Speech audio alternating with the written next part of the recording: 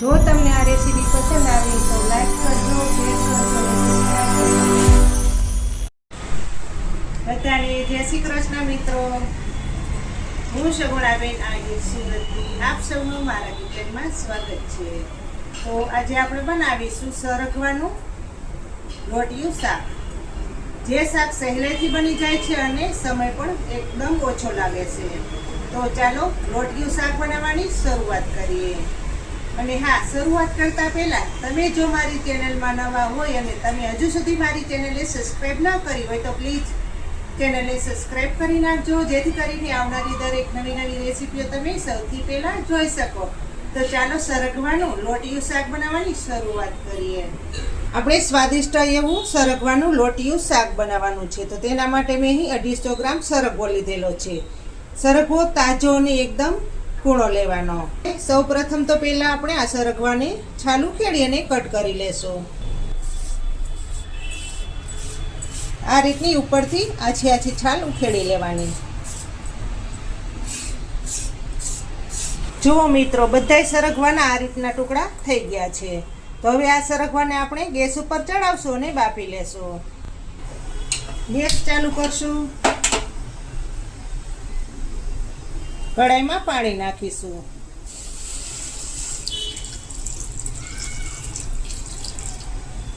સરગવાની શીંગો ડૂબે તેટલું પાણી નાખીશું.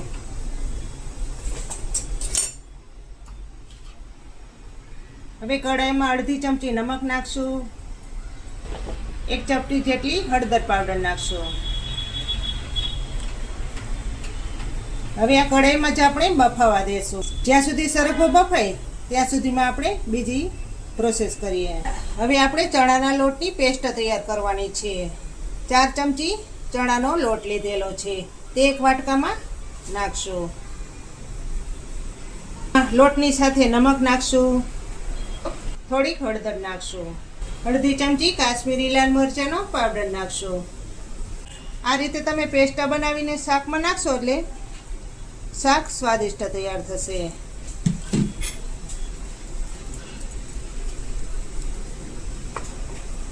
ને ચણાનો લોટ બળી પણ ન જાય.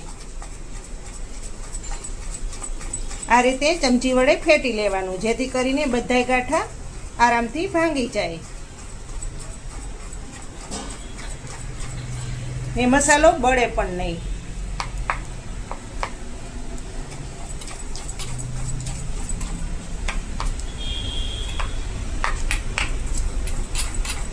જોઈ શકો છો ને, બધાય ગાંઠા આરામથી ભાંગી ગયા છે. હવે આ પેસ્ટને સાઈડ પર મૂકી દેશું અને બીજી પ્રોસેસ કરશું.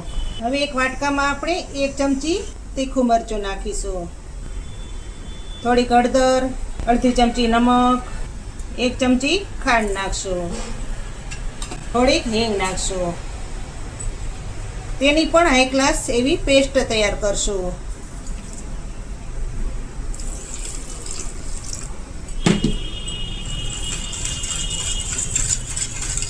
આ રીતે શાક બનાવશો એટલે સરગવાનું શાક ખાતા નહીં ધરાવ એવું સરસ તૈયાર થશે.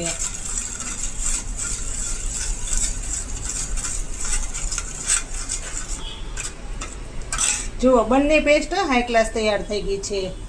હવે બાકીની પ્રોસેસ કરશું. હવે શાકનો વઘાર કરીશું. કઢાઈમાં તેલ નાખીશું. તેલ તમારા સ્વાદ પ્રમાણે તમે ઓછું કે વધુ કરી શકો છો.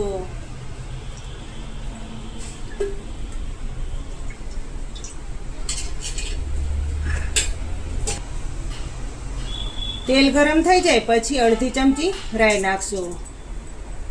રાઈને ફૂટવા દેશું.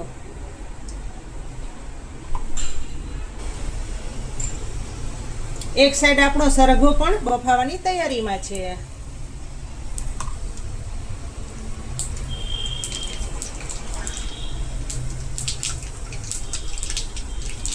રાઈ સરસ ફૂટી ગઈ છે તો અડધી ચમચી આખું જીરું નાખશું. અડધી ચમચી હિંગ નાખશું. આદુ મરચાં અને તીખા મરચાંની પેસ્ટ બનાવેલી છે તે તેલમાં નાખી દેશું.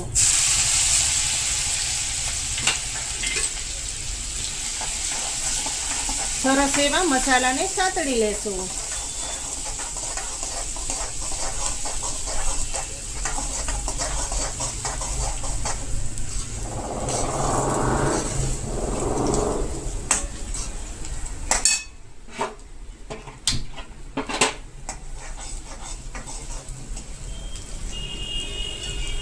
જોઈ શકો છો ને મસાલા સરસ રીતે સતળાઈ ગયા છે.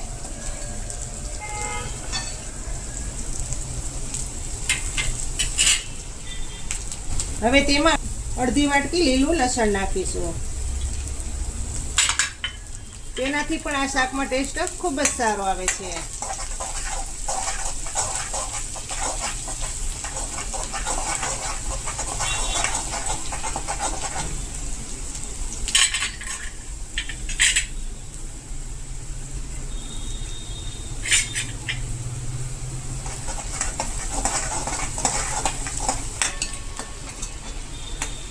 જો આપણા મસાલા હાઈ ક્લાસ સતળાઈ ગયા છે. હવે તેમાં આપણે ચટણીની પેસ્ટ કરીને રાખેલી છે તે નાખી દેશું.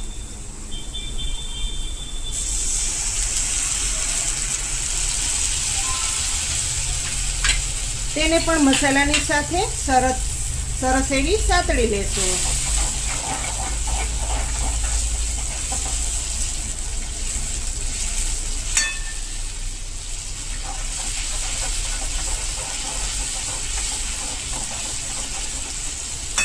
આ રીતે ચોક્કસથી તમે સરગવાનું શાક બનાવજો. રોટલી પણ ઓછી પડશે અને માગીને ખાશે.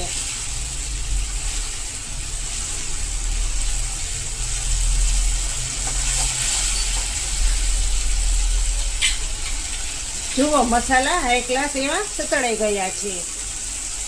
તો હવે તેમાં આપણે જે ચણાના લોટની પેસ્ટ કરીને રાખેલી છે તે નાખશું.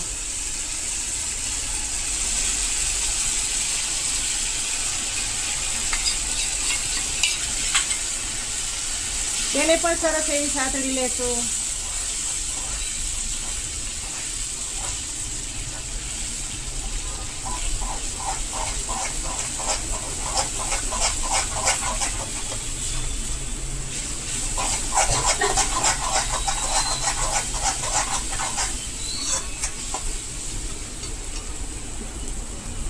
હવે તેમાં થોડું પાણી નાખીશું.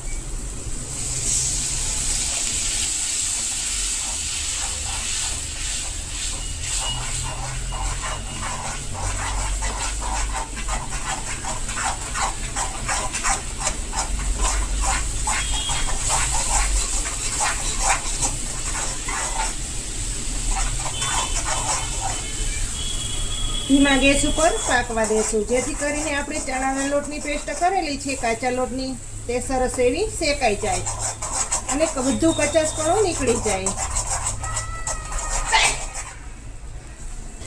હજી થોડુંક પાણી નાખીશું.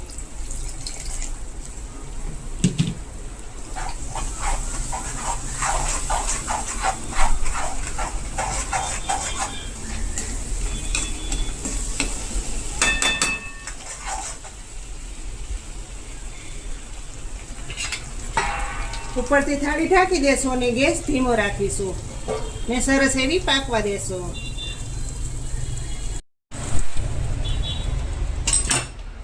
જુઓ આપણો સરગવો પણ સરસ એવો બફાઈ ગયો છે. એકદમ સિંગ સોફ્ટ થઈ ગઈ છે.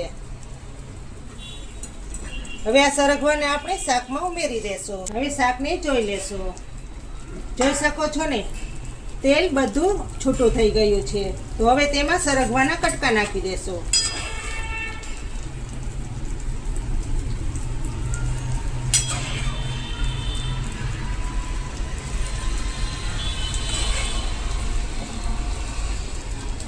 હવે આપણે શાકને હલાવવાનું નથી.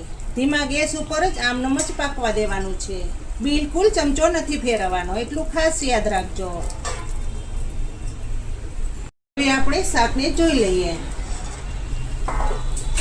જો બધું તેલ અલગ પડી ગયું છે.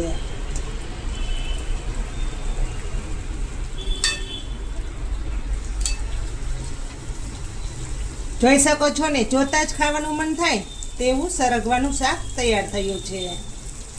હવે આ શાકમાં આપણે અડધી વાટકી દહીં નાખશું.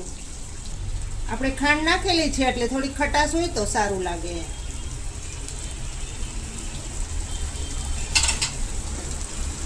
હવે મિક્સિંગ કરી લેશું.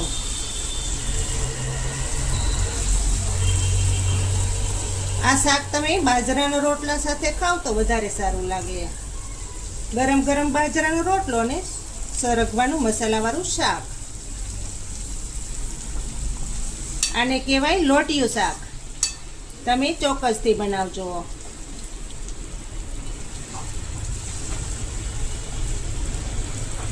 હવે ગેસ બંધ કરી દેશો ને ગરમા ગરમ શાકને સર્વ કરશો. હવે ઉપરથી આપણે લીલા ધાણા નાખી દેશું.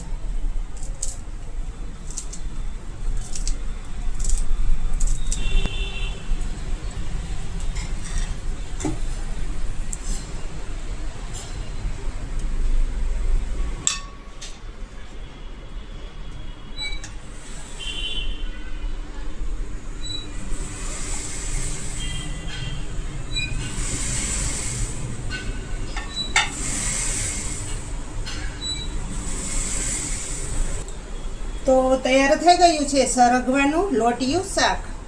તમને જો આ લોટિયા શાકની રેસીપી સારી લાગે તો મારી ચેનલને લાઈક, શેર અને સબસ્ક્રાઈબ કરવાનું બિલકુલ ન ભૂલતા, જેથી કરીને આવનારી દરેક નવી રેસીપીઓ તમે સૌથી પહેલાં જોઈ શકો. ફરી મળીશું એક નવી રેસીપી સાથે. ત્યાં સુધી જય શ્રી કૃષ્ણ, જય માતાજી.